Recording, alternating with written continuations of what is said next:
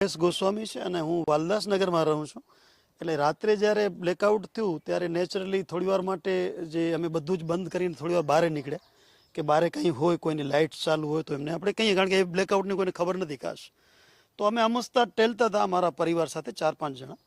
તો મારું જ્યારે આ બિલ્ડિંગ સામે જે દેખાય છે એ તરફ થોડીવાર માટે ઉપર ધ્યાન હતું, કારણ કે મને એસ્ટ્રોલોજી અને એસ્ટ્રોનોમી બંનેનો બહુ શોખ છે. એટલે હું અમસ્તો જ ઉપર જોતો હતો ત્યારે માત્ર ફ્રેક્શન ઓફ સેકન્ડ કહેવાય ને, આમ સમાવ અચાનક મારું ધ્યાન ગયું ત્યાં. તો 3-4 સેકન્ડ માટે એક મોટો આમ જાણે બ્લાસ્ટ થયું હોય ને નાનકડું, આમ એને આમ સમજાવવું તો અઘરું છે, પણ થોડી વાર માટે અને તરત જ 3-4 સેકન્ડમાં બંધ થઈ ગયું. પણ એ વખતે બ્લેકઆઉટ હોવાના કારણે એટલો તરત મારું ધ્યાન ગયું ને, એટલે મેં તરત આ લોકોને કીધું કે મેં અહીંયા કાંઈક એલિમેન્ટ જોયું, તમે જલ્દી અંદર જાઓ અને જો ટીવી ચાલુ થઈ શકે તો સેજ જુઓ, અથવા તમે મોબાઈલમાં જુઓ કે આવું સમાચાર આવે છે. 15 મિનિટ સુધી જોયું, આવા સમાચાર ના આવે. પછી અચાનક 20-25 મિનિટ પછી કોઈકના ન્યૂઝ આવે કે કોડકી બાજુ એક ડ્રોન દેખાણું.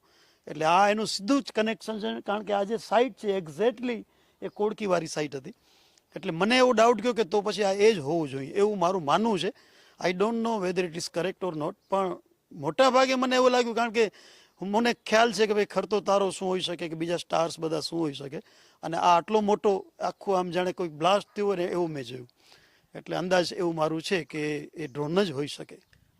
આમાં એકચ્યુઅલી શું છે કે એટલી અવેરનેસ તો બધે નથી, પણ આપણે એટલું ચોક્કસ છે કે અમે એ વખતે તરત જ ડિસિઝન લીધું કે આપણે અત્યારે અહીંયા બહાર ઊભા જેવું પણ નથી, કારણ કે એનો અર્થ એવો થયો કે ક્યાંક ને ક્યાંક આજે જે અચાનક બ્લેકઆઉટ પણ થયું અને આજે અચાનક સાયરન પણ વાગી, તો આ કંઈક વધુ સિરિયસ લાગે છે. પણ કંઈક 100% કહેવાય ને કે સીઝ ફાયર ભલે થયું હોય, પણ ક્યાંક ને ક્યાંક આનો અર્થ એવો છે કે હજી હુમલાઓ ચાલુ છે, આપણે બધા અંદર રહેવું જોઈએ. એટલે અમે બધા જ જણા અંદર જતા રહ્યા.